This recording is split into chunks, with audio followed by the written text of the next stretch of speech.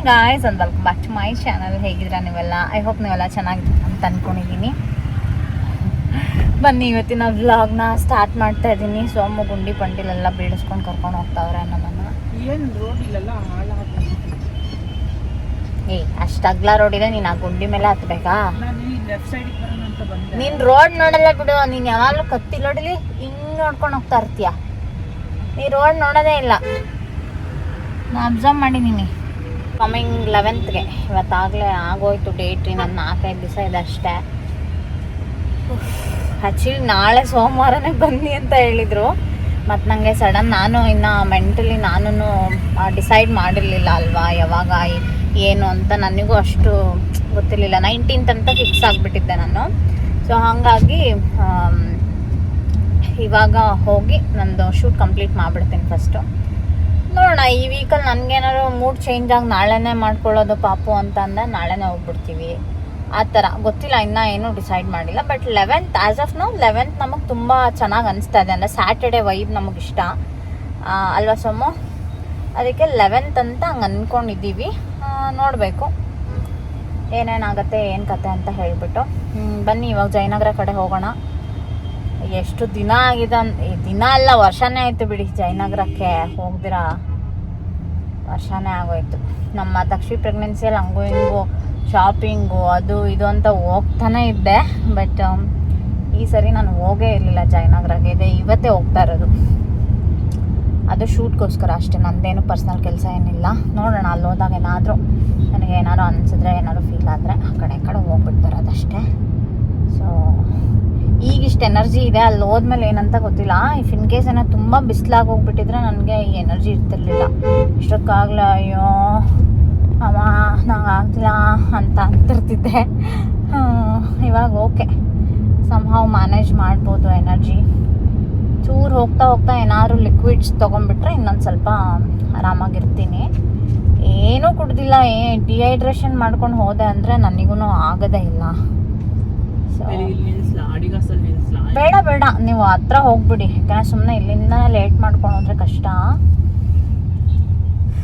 ಹತ್ರ ಹೋಗ್ಬಿಡಿ.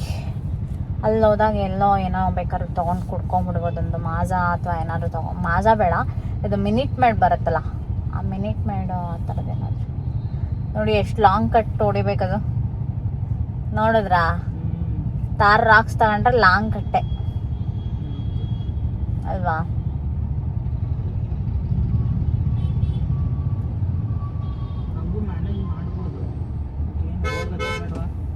ಹೋಗಿ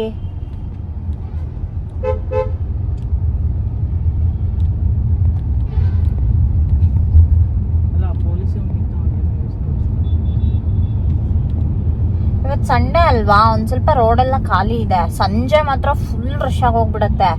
ಇವಾಗ ಬೆಳಗ್ಗೆ ಟೈಮ್ ಏನೂ ಇರಲ್ಲ, ಫುಲ್ ಖಾಲಿನೇ ಇರುತ್ತೆ. ಏನು ನಮಗೆ ಜಯನಗರ ಇಲ್ಲಿಂದ 7 ಕಿಲೋಮೀಟರ್ ಅಷ್ಟೇ. ನಮ್ಮ ಮನೆಯಿಂದ 7 ಕಿಲೋಮೀಟರ್ ಜಯನಗರ. ಮೆಟ್ರೋದಲ್ಲಿ ಹೋಗಿದ್ರೆ ನಾವು ಇನ್ನೂ ಒಂದು 20 ಮಿನಿಟ್ಸಿಗೆ ರೀಚ್ ಆಗ್ಬಿಡ್ತೀವಿ. ಅಷ್ಟು ಇಲ್ಲ ಅಲ್ಲ, ಇನ್ನೂ ಕಮ್ಮಿನೇ. 20 ಮಿನಿಟ್ಸ್ ನಾನು ಮೆಜೆಸ್ಟಿಕಲ್ಲಿ ಇರ್ತೀನಿ. ಹೌದು. ಆ್ಯಕ್ಚುಲಿ ಮೆಟ್ರೋದಲ್ಲಾದರೆ ಇನ್ನೂ ಬೇಗನೆ ಹೋಗ್ತೀವಿ ನಾವು. ಟಿಕೆಟ್ಸ್ ಎಲ್ಲ ತೊಗೊಂಡು ನಾವು ಕೂತ್ವಿ ಅಂತಂದರೆ ಆಗ್ಬಿಡ್ತೀವಿ. ಮೆಟ್ರೋದಲ್ಲಾದರೆ, ಇದರಲ್ಲಾದರೆ, ಕಾರಲ್ಲಾದರೆ ಅದೇ ಒಂದು ಸ್ವಲ್ಪ ಅಲ್ಲಿ ಸಿಗ್ನಲ್ ಎಲ್ಲ ಜಂಪ್ ಮಾಡ್ಕೊಂಡು ಹೋಗ್ಬೇಕಲ್ಲ. ಜಂಪ್ ಮಾಡ್ತೀಯಾ? ಜಂಪ್ ಅಂದರೆ ಹೋಗ್ತೀವಲ್ಲ ಮುಗಿಸ್ಕೊಂಡು ಅಂತ ಅರ್ಥ ಮಾಡ್ಕೊಬೇಕು.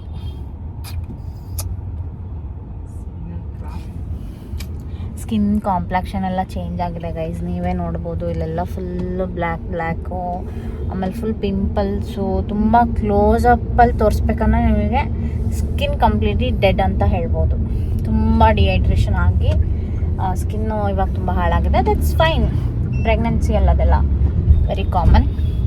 ಅದರಲ್ಲೂ ಈಗ ಲಾಸ್ಟ್ ವೀಕಲ್ಲಂತೂ ಇವಾಗ ನಿದ್ದೆ ಎಲ್ಲ ಇರಲ್ಲ, ಸೊ ಏನೂ ಸರಿ ಹೋಗಲ್ಲ. ಹಾಗಾಗಿ ಈಗ ಇದನ್ನೆಲ್ಲ ಬಿಟ್ಟು ತಲೆ ಕೆಡಿಸ್ಕೊಳ್ದಿರ ಆರಾಮ್ಸೆ ನಮ್ಮ ಹಾಸ್ಪಿಟ್ಲ್ ಇಲ್ಲೇ ಇದೆ, ರೋಡಲ್ಲೇ ಇರೋದು. ನೋಡಿ ಮಾತ್ರ ಮಾತಾಡ್ಕೊಂಡು ಹಂಗೆ ನಮ್ಮ ಹಾಸ್ಪಿಟ್ಲ್ ಹತ್ರನೇ ಬಂದುಬಿಟ್ವಿ ನಾವು ಅಷ್ಟೇ. ಇಲ್ಲೇ ಇರೋದು ಹಾಸ್ಪಿಟ್ಲು.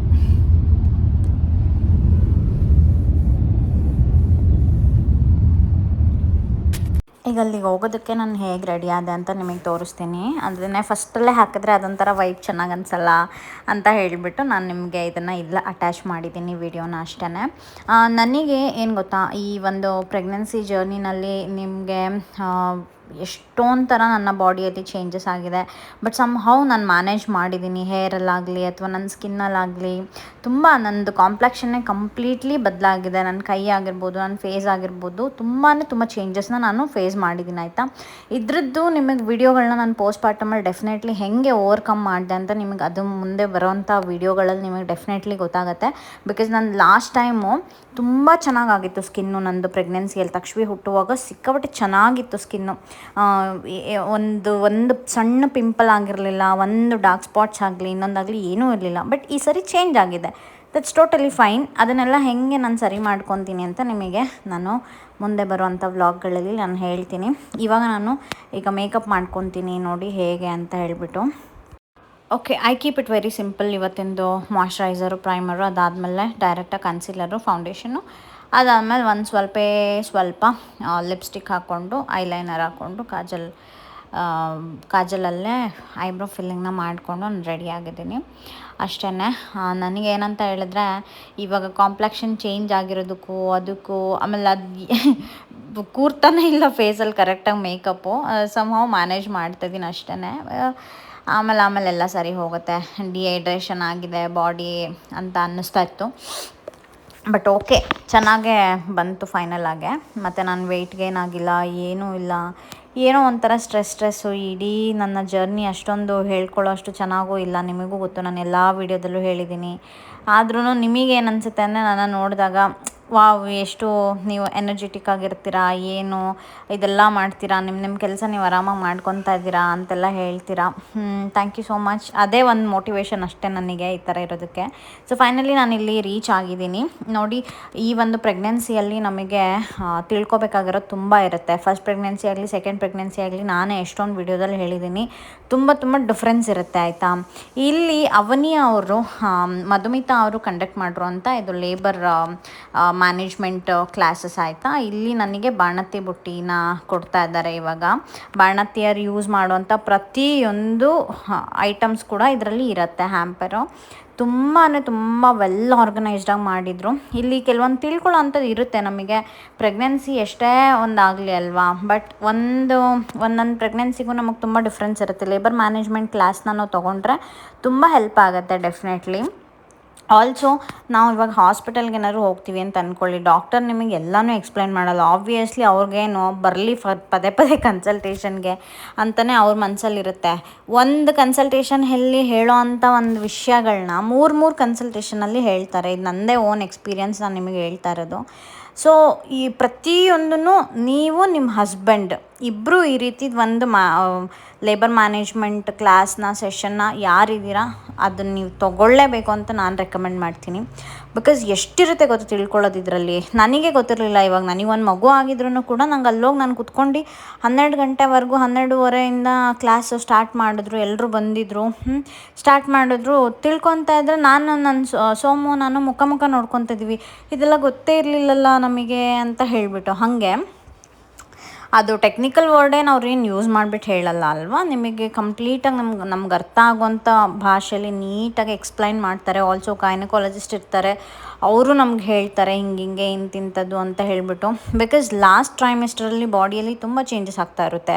ಸೊ ಅದನ್ನೆಲ್ಲ ಕನ್ಸಿಡರ್ ಮಾಡಿದ್ರೆ ಯಾವುದು ಫಾಲ್ಸ್ ಪೇಯ್ನು, ಯಾವುದು ನಿಮಗೆ ರಿಯಲ್ ಲೇಬರ್ ಪೇಯ್ನು ಅದ್ರ ಬಗ್ಗೆ ಹೇಳಿದ್ರು. ಆಮೇಲೆ ಡೈಲೇಷನ್ ಅಂದರೆ ಏನು, ಅದನ್ನು ಹೇಗಾಗುತ್ತೆ, ಬಾಡಿಯಲ್ಲಿ ಪೇಯ್ನ್ ಯಾವಾಗ ಸ್ಟಾರ್ಟ್ ಆಗುತ್ತೆ, ವಾಟರ್ ಯಾವಾಗ ಬ್ರೇಕ್ ಆಗುತ್ತೆ, ಹೆಂಗೆ ಲೇಬರ್ ಪೇಯ್ನ್ಗಳು ಸ್ಟಾರ್ಟ್ ಆಗುತ್ತೆ, ಯಾವ ವೀಕಿಂದ ಯಾವ ವೀಕಿಗೆ ನಮಗೆ ಏನೇನೆಲ್ಲ ಚೇಂಜಸ್ ಆಗ್ತಾ ಇರುತ್ತೆ ಅದನ್ನೆಲ್ಲ ಹೇಳಿದ್ರು.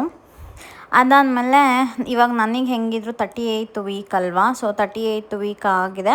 ಸೊ ಎಲ್ಲರೂ ಲಾಸ್ಟ್ ಟ್ರೈಮಿಸ್ಟರಲ್ಲಿ ಇರೋರಿಗೆಲ್ಲ ಕೆಲವೊಂದು ಎಕ್ಸಸೈಸ್ಗಳೆಲ್ಲ ಇರುತ್ತೆ, ಬಾಡಿ ಸ್ಟ್ರೆಚಿಂಗ್ ಆಗಲಿ ಅದಾಗಲಿ ಆ ಥರದ್ದೆಲ್ಲ ಇರುತ್ತೆ. ಸೊ ಅದನ್ನು ಎಕ್ಸ್ಪ್ಲೈನ್ ಮಾಡ್ತಾಯಿದ್ರು, ಹಿಂಗೆ ಮಾಡಬೇಕು ಅಂತ ಹೇಳಿಬಿಟ್ಟು ಎಕ್ಸ್ಪ್ಲೈನ್ ಮಾಡ್ತಾಯಿದ್ರು. ಫಾರ್ ಹಸ್ಬೆಂಡ್ ಆ್ಯಂಡ್ ವೈಫ್ ಇಬ್ರಿಗೂ ಸೇರಿಸಿ ಮಾಡ್ತಾಯಿದ್ರು. ಮದರಿಂದ ಅಥವಾ ಮದರ್ ಯಾರು ಬಂದ್ರೂ ಕೂಡ ಅವರಿಗೂ ಇದನ್ನು ಹೇಳ್ಕೊಡ್ತಾರೆ. ಅಂದರೆ ಯಾವ ರೀತಿ ನಾವು ಲೇಬರ್ ಟೈಮಲ್ಲಿ ಸಪೋರ್ಟ್ ಮಾಡಬೇಕು ಅವ್ರು ನಮಗೆ ಅಂತ ಹೇಳಿಬಿಟ್ಟು. ನನಗೇನಂತ ಅನ್ನಿಸ್ತು ಅಂದರೆ ಪರ್ಸ್ನಲ್ಲಾಗೆ ನಾನು ಹೇಳೋಕ್ಕೋದ್ರೆ ಲೇಬರ್ ಮ್ಯಾನೇಜ್ಮೆಂಟ್ ಕೋರ್ಸು ಕಂಪಲ್ಸರಿ ಪ್ರತಿಯೊಬ್ಬ ಹುಡುಗಿ ಯಾರು ಪ್ರೆಗ್ನೆಂಟ್ ಆಗಿದ್ದೀರಾ ಅವರು ಡೆಫಿನೆಟ್ಲಿ ತೊಗೋಬೇಕು. ಆನ್ಲೈನ್ ಅಥವಾ ಆಫ್ಲೈನ್ನ ತೊಗೊಳ್ಳೇಬೇಕು ಅಂತ ಹೇಳ್ತೀನಿ. ಇದು ಮಾಡಿದ ತಕ್ಷಣ ನಾರ್ಮಲ್ ಡೆಲಿವರಿನೇ ಆಗುತ್ತೆ ಅಥವಾ ಸಿ ಸೆಕ್ಷನ್ನೇ ಆಗೋಗ್ಬಿಡುತ್ತೆ, ಇವಾಗ ಎಲ್ಲ ಕಡೆ ಅದೇ ಆ ಥರ ಅಲ್ಲ. ನಿಮಗೆ ತಿಳ್ಕೊಬೇಕು ವಿಷಯನ. ಹೇಗೆ ನಿಮಗೆ ಲೇಬರಿಗೆ ಹೋಗಿದ ತಕ್ಷಣ ಇಟ್ಸ್ ಅ ಪ್ಯಾನಿಕ್ ಅಟ್ಯಾಕ್ ಆಯಿತಾ. ಚೆನ್ನಾಗಿದೆ ಅಂತ ಅನಿಸುತ್ತೆ, ಬಟ್ ಅಲ್ಲಿ ಒಂದು ಸರಿ ಪೇಯ್ನ್ ಸ್ಟಾರ್ಟ್ ಆಗಿದ ತಕ್ಷಣ ಅದೊಂಥರ ಪ್ಯಾನಿಕ್ ಅಟ್ಯಾಕ್ ಆದಂಗೆ. ಏನಾಗ್ತಿದೆ ಬಾಡಿಯಲ್ಲಿ, ಏನಾಗ್ತಿದೆ, ಏನು ಚೇಂಜಸ್ ಆಗ್ತಿದೆ, ನಮಗೆ ಏನು ಗೆಸ್ ಮಾಡೋಕ್ಕೆ ಆಗೋಲ್ಲ. ಅವ್ರು ಏನು ಡಾಕ್ಟ್ರುಗಳು ಏನು ಹೇಳ್ತಾರೆ ಅದನ್ನೇ ಅಯ್ಯೋ ಓಕೆ ನೀವೇನು ಹೇಳ್ತೀರಾ ಅದಕ್ಕೆ ಸರಿ ಅನ್ನೋ ಥರ ನಾವು ಕ್ವೆಶನ್ನೇ ಮಾಡಲ್ಲ ಏನೂ ಈ ಥರ ವಿಚಾರಗಳಲ್ಲಿ ಅಲ್ವಾ. ಸೊ ಹಾಗಾಗಿ ಈ ಥರದ್ದು ಒಂದು ತಿಳ್ಕೊಂಡಿದ್ರೆ ನಮಗೆ ಡೆಫಿನೆಟ್ಲಿ ಹೆಲ್ಪ್ ಆಗುತ್ತೆ. ಹಾಗಾಗಿ ನಾನು ಎಲ್ಲ ಪ್ರತಿಯೊಂದು ವಿಡಿಯೋ ಮಾಡಿ ನಿಮಗೂ ಗೊತ್ತಾಗಲಿ ಅಂತ ಹೇಳಿಬಿಟ್ಟು ನಾನು ವಿಡಿಯೋ ಮಾಡ್ಕೊಂಡು ಬಂದಿದ್ದೀನಿ. ಇದರಲ್ಲಿ ನಿಮಗೇನಾದ್ರು ಇವ್ರ ಕ್ಲಾಸಸ್ನ ನೀವು ಜಾಯಿನ್ ಮಾಡಬೇಕು ಅಂತ ನಿಮಗೆ ಇಂಟ್ರೆಸ್ಟ್ ಇದ್ದರೆ ಎನಿಬಡಿ ಎಲ್ಲಿಂದನಾದರೂ ಇರಿ, ಆನ್ಲೈನ್ ಕೋರ್ಸಸ್ಸು ಕಂಡಕ್ಟ್ ಮಾಡ್ತಾರೆ, ಆಫ್ಲೈನ್ ಕೋರ್ಸಸ್ಸು ಕಂಡಕ್ಟ್ ಮಾಡ್ತಾರೆ. ಡೆಫಿನೆಟ್ಲಿ ನೀವು ಕಾಂಟ್ಯಾಕ್ಟ್ ಮಾಡ್ಬೋದು. The way she explain everything in detail ಅದು ನಿಮಗೆ ಸಿಕ್ಕಾಪಟ್ಟೆ ಸ್ಯಾಟಿಸ್ಫೈ ಆಗುತ್ತೆ. ನನಗೇನಂತ ಹೇಳಿದ್ರೆ ಪಾಠ ಹೋದಂಗೆ ನನಗೆ ಆಗಲ್ಲ. ಯಾವುದಾದ್ರು ಕ್ಲಾಸಸ್ ಆಗಲಿ ಇಟ್ ಈಸ್ ಬೋರಿಂಗ್ ಅಂತ ಡೈರೆಕ್ಟಾಗೆ ಹೇಳಿಬಿಡ್ತೀನಿ ನಾನು ಯಾರಿಗಾದರೂ, ಆಯಿತಾ. ನನಗೆ ಆ ಥರ ನಂಗೆ ಇಷ್ಟ ಆಗಲ್ಲ. ಬಟ್ ಮಧು ಅವರು ಎಷ್ಟು ಚೆಂದ ಎಕ್ಸ್ಪ್ಲೈನ್ ಮಾಡಿದ್ರು ಗೊತ್ತಾ, ನನಗೆ ಇಷ್ಟ ಆಯಿತು. ನಾನು ಅದನ್ನು ಅವರಿಗೆ ಕಂಗ್ರ್ಯಾಚುಲೇಟ್ ಮಾಡಿನೂ ಕೂಡ ಬಂದೆ, ಅಪ್ರಿಷಿಯೇಟ್ ಮಾಡಿನೂ ಕೂಡ ಬಂದೆ. ನಿಮಗೆ ಇದೊಂದು ಚೆನ್ನಾಗಿ ಒಳ್ಳೆ ಕೆಲಸ ಮಾಡ್ತಾಯಿದ್ದೀರಾ, ತುಂಬ ಒಳ್ಳೆಯದಾಗಲಿ, ಚೆನ್ನಾಗಿ ಮಾಡಿ ಇದೇ ಥರ ಅಂತ ಹೇಳಿ ನಾನು ಬಂದಿದ್ದೀನಿ ಅವರಿಗೆ. ನನಗೂ ಸಖತ್ ಹೆಲ್ಪ್ ಆಯಿತು. As I mean 38th weak ಇವಾಗ, ಮತ್ತು ನಂಗೆ ಇನ್ನೊಂದು 2-3 ಡೇಸಲ್ಲಿ ನನಗೆ ಡೆಲಿವರಿ ಮಾಡ್ತಾರಲ್ವ, ಹಂಗಾಗಿ ಕೆಲವೊಂದು ಎಕ್ಸಸೈಸ್ನ ನಾನು ಸ್ಕಿಪ್ ಮಾಡಿದೆ. ಬಿಕಾಸ್ ನನಗೆ ಆಗ್ತಾ ಇರಲಿಲ್ಲ. ನಂಗೆ ಆಲ್ರೆಡಿ ಪೆಲ್ವಿಕ್ ಪೇಯ್ನ್ ಸ್ಟಾರ್ಟ್ ಆಗಿದೆ. ಫ್ರಮ್ ಪಾಸ್ಟ್ 3 ಡೇಸಿಂದ ನನಗೆ ಪೆಲ್ವಿಕ್ ಪೇಯ್ನ್ ಸ್ಟಾರ್ಟ್ ಆಗಿತ್ತು. ಹಂಗಾಗಿ ಕೆಲವೊಂದು ಎಕ್ಸಸೈಸ್ನ ನಾನು ಅವಾಯ್ಡ್ ಮಾಡಿದೆ. ನೆಕ್ಸ್ಟ್ ಬಂದು ಬೇಬಿಗೆ ಯಾವ ರೀತಿ ನಾವು ಕೇರ್ನ ಮಾಡಬೇಕು. ಪಾಪು ಆದಮೇಲೆ ಇಮಿಡಿಯೇಟಾಗಿ ಒಂದು ಮಸಾಜ್ ಕೊಡೋದಾಗಲಿ ಅಥವಾ ಬೇಬಿನ ಸ್ವಾಡಲ್ ಮಾಡೋದಾಗಲಿ ಅದನ್ನೆಲ್ಲ ಹೇಗೆ ಮಾಡ್ತಾರೆ, ಪೋಸ್ಟ್ಪಾರ್ಟಮ್ ಕೇರ್ ಹೇಗಿರುತ್ತೆ, ಪ್ರತಿಯೊಂದನ್ನು ಎಕ್ಸ್ಪ್ಲೈನ್ ಮಾಡಿದ್ರು ನೀಟಾಗಾಯ್ತಾ. ಬೇಕು ರೀ, ಒಂದು ಮಗು ಅಲ್ಲ 2 ಮಗು ಆದ್ರೂ ಕೂಡ ನಮಗೆ ತಿಳ್ಕೊಳ್ಳೋ ಅಂಥದ್ದು ಡೆಫಿನೆಟ್ಲಿ ಬೇಕು. ನಾನು ಹೇಳ್ತೀನಿ ನೋಡಿ, ನಮ್ಮದ್ರಲ್ಲಿ ಎಷ್ಟೊಂದು ಮಿತ್ತಿದೆ. ಮಕ್ಳಿಗೆ ಹಾಗೆ ಹಿಂಗೆ ಎಳ್ದು ಪಳ್ದು ಎಲ್ಲ ಸ್ನಾನ ಮಾಡಿಸೋದೆಲ್ಲ ಇದೆ. ಆ ಥರ ಎಲ್ಲ ಮಾಡೋಂಗಿಲ್ಲ. ನಾನು ಎಷ್ಟೊಂದು ವೀಡಿಯೋದಲ್ಲಿ ಹೇಳಿದ್ದೀನಿ ಹಾಗೆಲ್ಲ ಮಾಡಲೇಬಾರ್ದು. ಅದು ಇವಾಗ ಏನೂ ಅನ್ಸೋದಿಲ್ಲ, ಆ ಟೈಮಲ್ಲಿ ಓಕೆ. ಬಟ್ ಬೆಳೀತಾ ಮಕ್ಳಿಗೆ ಏನೇನೋ ಕಾಯಿಲೆಗಳು ಬರುತ್ತೆ. ನಮ್ಮ ಕೈಯಲ್ಲಿ ಎಷ್ಟು ಜರ್ಮ್ಸ್ ಇರುತ್ತೆ, ಎಷ್ಟು ಬ್ಯಾಕ್ಟೀರಿಯಾಸ್ ಇರುತ್ತೆ. ಆ ಗಂಟ್ಲಿಗೆಲ್ಲ ಕೈ ಹಾಕ್ಬಿಟ್ಟು ಅದು ಏನೇನೋ ಮಾಡ್ತಾರೆ ಸರ್ಕಸ್. ಹಂಗೆಲ್ಲ ಮಾಡಬಾರ್ದು ಅಂತ ಡೈರೆಕ್ಟ್ ಸ್ಟ್ರಿಕ್ಟಾಗಿ ಹೇಳ್ತಾರೆ ಡಾಕ್ಟರ್ಸು. ಸ್ಟಿಲ್ ನಾವು ಅದನ್ನೆಲ್ಲ ತುಂಬ ನಂಬ್ತೀವಿ ಕೆಲವೊಂದು ವಿಚಾರಗಳನ್ನ. ದೊಡ್ಡವರು ಹಂಗೆ ಹೇಳ್ತಾರೆ ಹಿಂಗೆ ಹೇಳ್ತಾರೆ ಅಂತ ಹೇಳ್ಬಿಟ್ಟು. So end of the day ಬೇಬಿಗೆ ಏನು ಇಂಪಾರ್ಟೆಂಟು ಏನು ಇಂಪಾರ್ಟೆಂಟ್ ಇಲ್ಲ ಅನ್ನೋದು ಡಾಕ್ಟರು ಡಿಸೈಡ್ ಮಾಡ್ತಾರೆ, ಮದರ್ ಡಿಸೈಡ್ ಮಾಡ್ತಾರೆ. ಸೊ ಏನನ್ನ ಅಕ್ಕಪಕ್ಕ ಇರೋರ ಮಾತನ್ನ ಸಮ್ಟೈಮ್ಸ್ ಕೇಳಬೇಕಾಗುತ್ತೆ.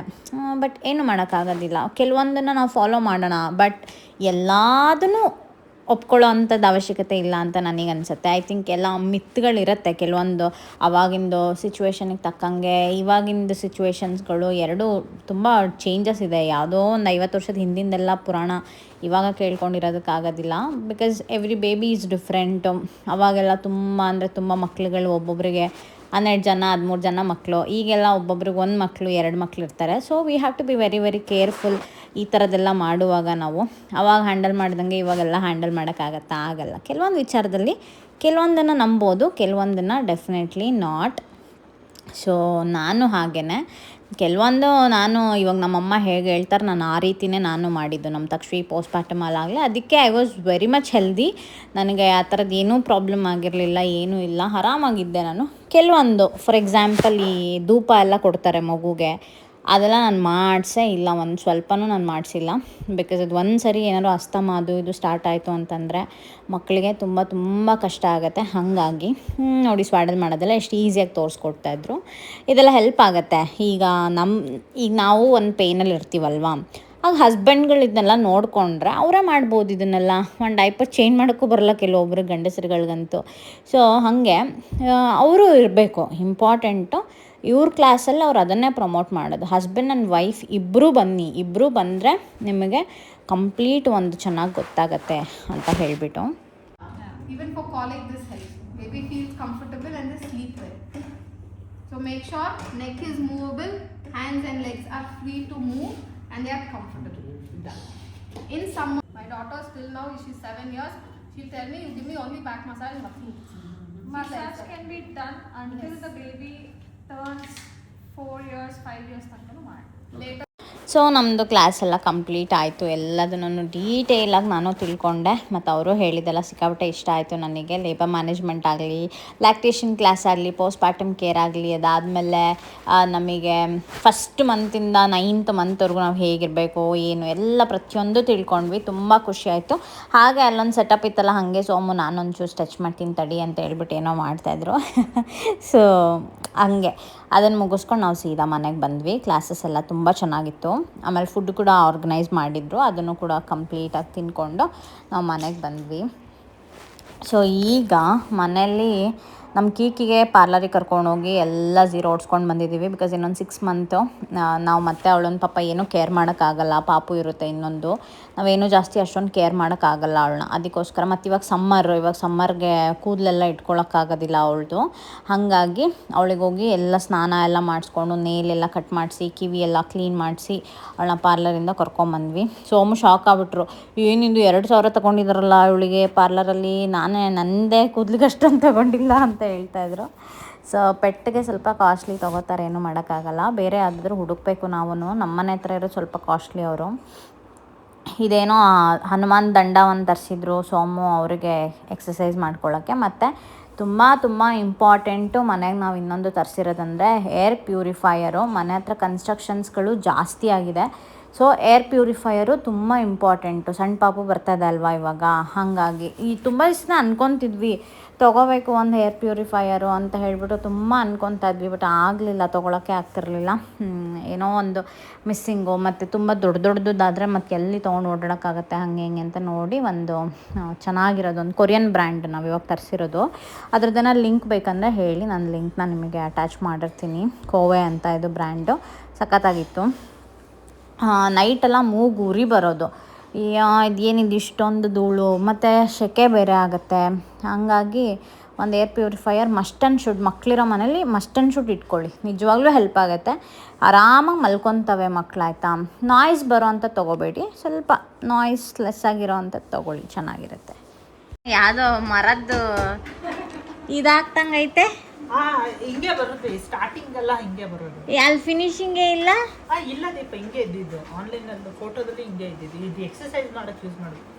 ಏನು ನಂಗೆ ಅದೇ ಅಂದರೆ ಏನು ಇಷ್ಟಪ್ಪ ಇರ್ತಿತ್ತಲ್ಲ ಅದು. ಅಲ್ಲ ಆ ಥರ ಅಂತಲ್ಲ, ಹಂಗೇನ ಇದು ಮಂಚಕ್ಕಾಕ ಬೀಮ್ ಅನ್ಸುತ್ತೆ. ಯಾರು ಇವಳು? ಕಾಲು ಇಲ್ಲೋಡು ಹೆಂಗಿದೆ ನೋಡು. ಅದು ಇಡಕ್ಕೆ ಜಾಗನ ಅದು. ಏನು ಉಂಡಿ ಥರ ಕ್ಯಾಪ್ ಮಾಡ್ಯಾರ, ತೋರಿಸಿ.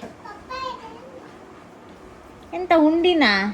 ಉಂಡಿ ಅಲ್ಲ, ಅದು ಒಂದೊಂದು ಕಡೆ ಸಿಗಿಸಕ್ಕೆ ಇಡ್ತಿರ್ತಾರೆ, ಬಿದೋಗ್ದಂಗೆ ಇಟ್ಟಿರ್ತಾರೆ. ಎಕ್ಸರ್ಸೈಸ್ ಮಾಡಕ್ಕೆ